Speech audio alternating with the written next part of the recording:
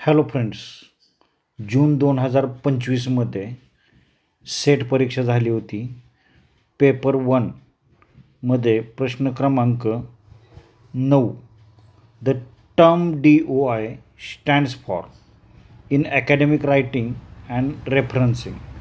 प्रश्न असा आहे की शैक्षणिक लेखन आणि संदर्भासाठी DOI या शब्दाचा अर्थ टिंबटिंब असा आहे. म्हणजे DOIचा त्यांनी लॉंग फॉर्म विचारलेला आहे. आता या ठिकाणी पर्याय असे दिलेले आहेत की document of interest, directory of information, digital object identifier आणि डेटाबेस ऑफ इंटिग्रेशन. आता आपल्याला DOI माहीत असणं आवश्यक आहे. DOI म्हणजे digital object identifier. Digital object identifier हे याचं करेक्ट उत्तर आहे, ऑप्शन सी. तर DOI म्हणजे काय, तर हा संशोधन लेख, रिसर्च आर्टिकल जे असतं आहे, प्रबंध असतो आहे किंवा पुस्तकातील एखादं प्रकरण आहे किंवा डेटाबेस किंवा इतर डिजिटल शैक्षणिक साहित्य यांना दिला जाणारा कायमस्वरूपी आणि अद्वितीय ओळख क्रमांक. म्हणजे एक DOI नावाचा एक ओळख क्रमांक दिला जातो. त्यामुळं तो DOIमुळे एखादा लेख इंटरनेटवर कुठेही हलवला गेला तरी त्याची लिंक कायम उपलब्ध असते. त्याला DOI असं म्हटलं जातं. तर DOI म्हणजे digital object identifier. Digital object identifier. आता DOIचे आपण उदाहरण आपण या ठिकाणी पाहूया. तर उदाहरण काय की या ठिकाणी एक आकडा दिलेला आहे बघा, 10,10,000/182. म्हणजे DOIची रचना जी असते, म्हणजे हा इंटरनेटवरील क्रमांक असतो. त्यानुसार ते आर्टिकल किंवा डेटाबेस, थेसिस त्या ठिकाणी DOIच्या स्वरूपामध्ये तो उपलब्ध असतो. किंवा बऱ्याच वेळेला http://DOI.org आणि त्याच्या पुढं हा आकडा दिला असतो, 10.1000/182 असा हा नंबर असतो. त्याला DOI असं म्हटलं जातं.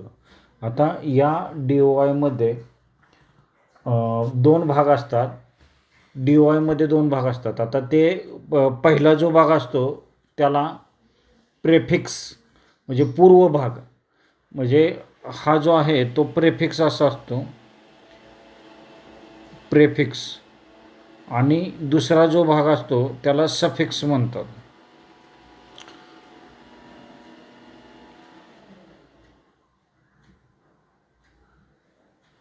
तर या ठिकाणी आपण उदाहरणासहित समजून घेऊया. आता या ठिकाणी अजून एक आपण उदाहरण पाहणार आहोत. तर हा जो आकडा आहे 10.10.serv/2007/05/006 असा हा DOI दिलेला आहे. आता याच्यामध्ये हा जो भाग आहे त्याला प्रेफिक्स असं म्हटलं जातं. प्रेफिक्स म्हणजेच काय, तर पूर्व भाग. आणि जे सर्व्हर 2007/05/006 हे जे आहे त्याला सफिक्स असं म्हटलं जातं. म्हणजे त्यालाच उत्तर भाग असं म्हटलं जातं. आता पूर्व भाग असतो ना त्याला प्रकाशकाची ओळख, म्हणजे ही जी आहे ते प्रकाशकाची ओळख आहे. प्रकाशकांची ओळख. आणि हा पुढचा जो सफिक्स आहे तो विशिष्ट लेख किंवा दस्तऐवजाची ओळख, म्हणजे इथं लेखाची ओळख. अशा प्रकारे डिजिटल ऑब्जेक्ट आयडेंटिफायर या ठिकाणी दिलेला आहे पहा. म्हणजे आपल्याला त्यामध्ये DOI मध्ये 2 भाग असतात हे पण माहीत असणं आवश्यक आहे.